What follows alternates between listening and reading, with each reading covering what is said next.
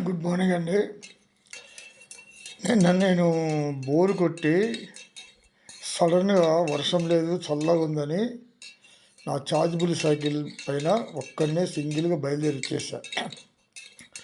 హైదరాబాద్లో ఇల్లైనా, ఫామ్ హౌస్లో ఇల్లైనా, వైజాగ్లో ఇల్లైనా నా గెటప్ సేమ్ ఇదే ఉంటుంది. ఇక్కడ ఏంటంటే ఆవు పాలు దొరుకుతాయి అన్నమాట స్వచ్ఛంగా. నిన్న అంకుల్ ఏంటి ఫోన్ చేయలేదు, డాడీ ఏంటి ఫోన్ చేయలేదు అని మా పిల్లలు, సార్ ఏంటి ఫోన్ చేయలేదని కొంతమంది మా ఫ్రెండ్స్ వీళ్ళంతా అనుకుని ఉంటారు.